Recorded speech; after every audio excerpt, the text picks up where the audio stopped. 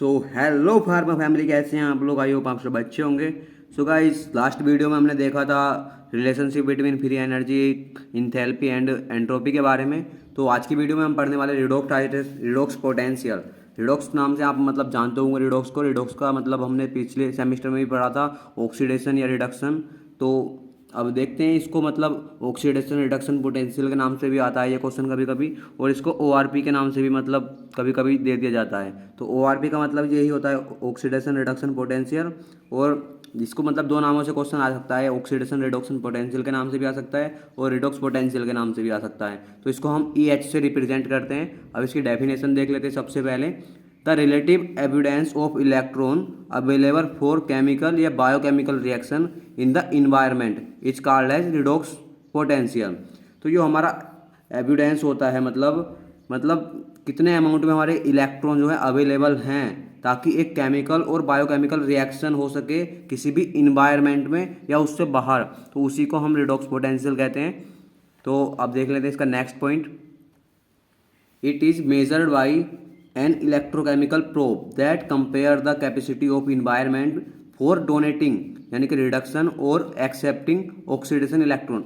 यानी कि डोनेट जो होता है उसको हम रिडक्शन के नाम से जानते हैं, और जो एक्सेप्ट करता है और इलेक्ट्रॉन को उसको ऑक्सीडेशन के नाम से जानते हैं। तो यही है, इट इज़ मेजर्ड बाई, मतलब इसको हम कैसे मेजर करते हैं, by an electrochemical probe that compare the capacity of environment for donating. तो मतलब इसको हम कैसे मेजर करते हैं कि जो हमारा इन्वायरमेंट है उसकी जो कैपेसिटी है कि हम कितने इलेक्ट्रॉन डोनेट कर सकते हैं या कितने इलेक्ट्रॉन हम एक्सेप्ट कर सकते हैं, यही।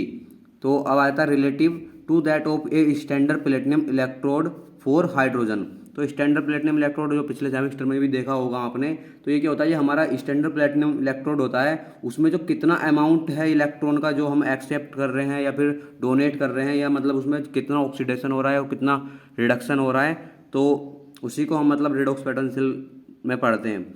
तो अभी इसके मतलब सिंपल से 2 नंबर का ही आता है, तो इसमें बस सिर्फ इतना ही लिखना बहुत है।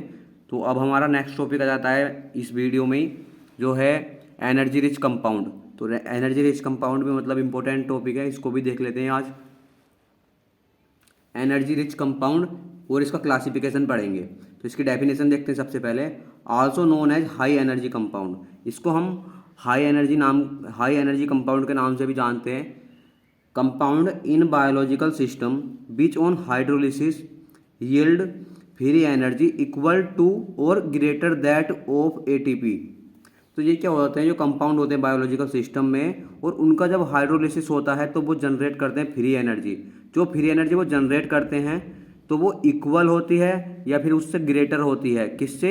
ATP का जो हमारा मॉलिक्यूल टूटता है ना, उससे, या तो वो मतलब उसके बराबर होगी या उससे ज़्यादा होगी, तो वही हमारे हाई एनर्जी कंपाउंड होते हैं। तो फ्री एनर्जी का कॉन्सेप्ट हमने पिछली वीडियो में पढ़ा था, आप देख सकते हैं, मतलब डिस्क्रिप्शन में लिंक मिल जाएगी, वहाँ से आप फ्री एनर्जी का पढ़ सकते हैं। फ्री एनर्जी मतलब एक लाइब्रेटरी एनर्जी, मतलब जो कि मतलब बिल्कुल फ्री है, उसी को फ्री एनर्जी बोलते हैं। तो इसमें सिंपल है, जब मतलब फ्री हाइड्रोलिसिस पर फ्री एनर्जी का जनरेट होती है तो वो किसके बराबर होती है और ग्रेटर होती है? ATP के मॉलिक्यूल के, उसी को हम हाई एनर्जी कंपाउंड बोलते हैं। जैसे कि दैट इज डेल्टा G की वैल्यू अगर निगेटिव में आ रही है, मतलब 7.3 किलो कैलोरी पर मोल, तो ये मतलब हाई एनर्जी कंपाउंड होता है। अब नेक्स्ट पॉइंट देखते हैं। अब देख लेते हैं हम next point. Compounds that yield energy less than -7.3 kilocalorie per mole are called low energy compound. जो कंपाउंड मतलब जनरेट करते हैं एनर्जी को जो कि कम होती है -7.3 किलो कैलोरी पर मोल से, तो उसको हम लो एनर्जी कंपाउंड कहते हैं। And next point, most of the high energy compound contain phosphate group, जो है except acetyl COA, hence they are also called high energy phosphate.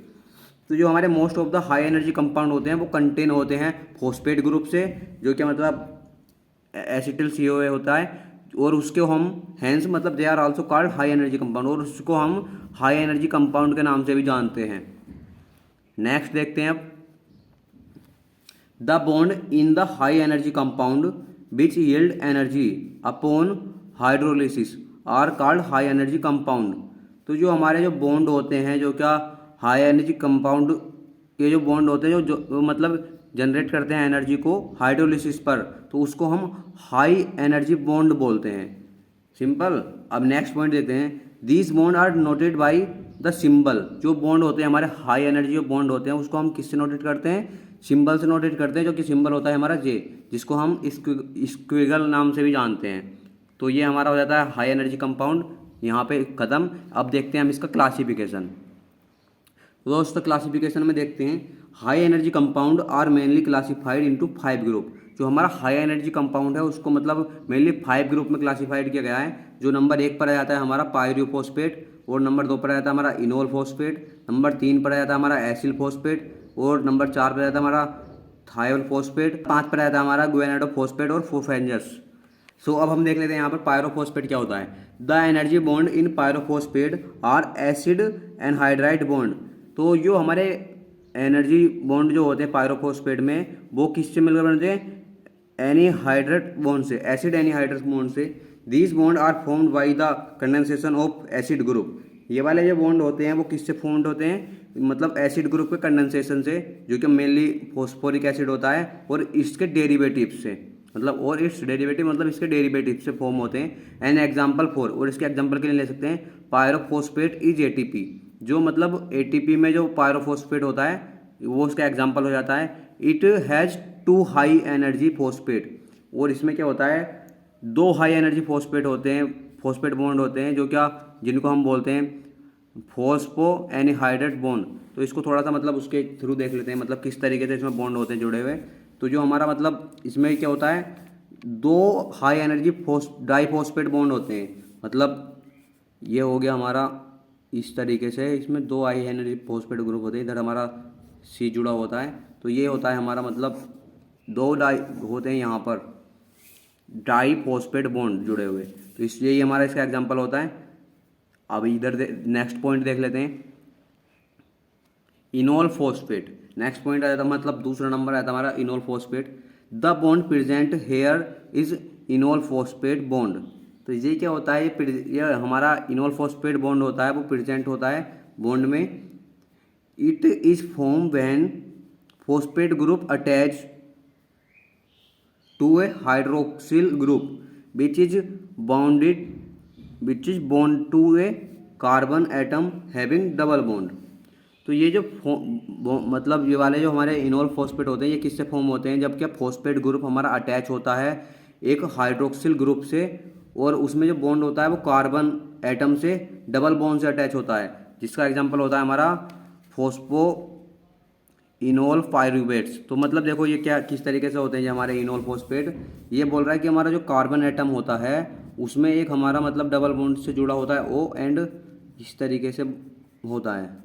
ये क्या बोल रहा है देखो, जब हमारा फॉस्फेट ग्रुप होता है attach to a hydroxyl group, जब वो हमारे हाइड्रोक्सिल ग्रुप से अटैच होता है, group which is bonded to a carbon atom having double bond, और जो हमारा मतलब कार्बन एटम वो डबल बॉन्ड से अटैच हो, तो यही होते हैं हमारे इनोल फॉस्फेट, और इसका एग्जांपल होता है सिंपल फॉस्फो इनोल पायरुवेट्स। तो अब हम पढ़ लेते हैं एसिल फॉस्फेट। एसिल फॉस्फेट क्या होते हैं, an example for acyl phosphate is 1,3 बिस फॉस्फोग्लिसरेट। इसके एग्जांपल के लिए लेते हैं एसिल फॉस्फेट, जो क्या 1,3 और बिस फॉस्फोग्लिसरेट होता है। High energy bond in this compound is formed by the reaction between carboxylic acid group and phosphate group। तो ये जो मतलब हाई एनर्जी बॉन्ड होते हैं इन कंपाउंडों में, ये किस तरीके से फॉर्म होते हैं, जब रिएक्शन होती है हमारी कार्बोक्सिलिक एसिड ग्रुप की फॉस्फेट ग्रुप से।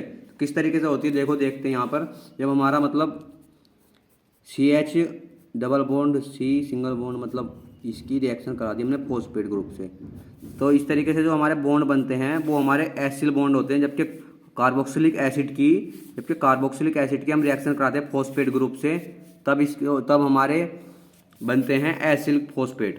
तो अब 3 हमने पढ़ चुके हैं, अब बचे हैं 2, इनको भी देख लेते हैं आगे। अब हम देख लेते हैं नंबर 4 पर आता है हमारा thiol phosphate. Here high energy phosphate bond is absent. ये बॉन्ड है मतलब BOND। Here high energy phosphate bond is absent. इसमें क्या होता है, हमारे जो हाई एनर्जी फॉस्फेट बॉन्ड जो होते हैं वो अब्सेंट होते हैं। Instant high energy thioester bond is present, और इसमें मतलब थायोएस्टर बॉन्ड प्रेजेंट होते हैं। इसमें मतलब हमको फॉस्फेट बॉन्ड नहीं मिलेगा, थायोएस्टर बॉन्ड मिलेगा। Thioester bond result from the reaction between thiol and carboxylic acid group, जिसका एग्जांपल होता है एसिटिल COA।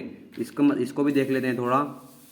इसमें क्या होता है, मतलब फॉस्फेट ग्रुप नहीं होता, तो क्या होगा हमारा जो इस तरीके से हमारा एक कार्बन जुड़ा होगा O से, और इसमें एक एसिड जुड़ा होगा जिसको हम जिसे हम बोलते हैं एसिटिल COA। तो ये है, देखो इसमें क्या होता है, फॉस्फेट बॉन्ड अब्सेंट होता है और थायोएस्टर बॉन्ड इसमें प्रेजेंट होता है, और जब इसकी रिएक्शन कराते हैं कार्बोक्सिलिक एसिड की थायोल से, तो ये हमारा एसिटिल COA बनता है, जो कि हमारा इसका एग्जाम्पल है। तो अब हम आ जाते हैं नंबर 5 पर, ग्वानिडोफॉस्फेट या फिर फोपाजिन्स। इसको हम हमेशा मतलब आल्सो नोन एज फोपाजिन्स के, इसको हम फोपाजिन्स के नाम से जानते हैं। The bond is known as guanidophosphate bond, और ये जो बॉन्ड होता है इसको हम ग्वानिडोफॉस्फेट बॉन्ड के नाम से भी जानते हैं। It is formed by the attachment of phosphate group to guanido group. ये किस तरीके से फॉर्म्ड होता है, जब क्या इसका अटैचमेंट होता है फॉस्फेट ग्रुप का ग्वानिडो ग्रुप से, तब ये फॉर्म्ड होते हैं। इसका मतलब most important compound with this bond is phosphocreatine. क्या होता है, जो इसका मोस्ट इंपॉर्टेंट कंपाउंड जो होता है किसके साथ होता है, फॉस्फोक्रेटाइन के साथ होता है। जैसे इसका एग्जांपल में ले लेते हैं, जैसे क्या हमारा नाइट्रोजन के साथ फॉस्फेट जुड़ा हो गया इस तरीके से, तो ये होता है हमारा फॉस्फोक्रेटाइन। ये इसका एग्जांपल होता है हमारा ग्वानिडोफॉस्फेट का। तो इधर हमने पांचों के बारे में थोड़ा थोड़ा पढ़ लिया है। तो आज थोड़ा बैकग्राउंड वॉइस आ रही होगी, हमारे घर के पास में थोड़ा काम चल रहा है, तो आप एडजस्ट कर लेना। और इस वाली यूनिट का सिर्फ एक ही लेक्चर बचा है, जिसको हम जल्दी कंप्लीट करेंगे। कल तक मतलब हमारी यूनिट ये खत्म हो जाएगी, और कल से हमारी HAP की पहली यूनिट शुरू हो जाएगी। तो आप कमेंट में बताना कि HAP की पहली यूनिट शुरू करें, या मतलब जो हमारी मोस्ट यूनिट है डाइजेस्टिव सिस्टम, जो कि मतलब थोड़ी इजी भी है, उससे शुरू करें, कि मतलब हमारी पहली यूनिट है नर्वस सिस्टम, उससे शुरू करें। तो कमेंट में ज़रूर बताना कौन सी यूनिट से शुरू करें HAP को। और इसका तो सिर्फ एक ही लेक्चर बताया, वो शाम तक आ जाएगा या फिर कल को आ जाएगा। लेकिन शाम को देखते हैं ऑर्गेनिक केमिस्ट्री की, हम एक ही वीडियो में IUPAC का पूरा नाम लेकर आ रहे हैं, जो कि मतलब इंपॉर्टेंट टॉपिक है बहुत ज़्यादा। तो IUPAC शाम की ऑर्गेनिक केमिस्ट्री में आ जाएगी पूरी ही वीडियो, एक ही वीडियो में आएगी पूरी IUPAC। तो उस वीडियो को भी पूरा ज़रूर देखना, और मिलेंगे नई वीडियो में। तब तक के लिए बाय बाय।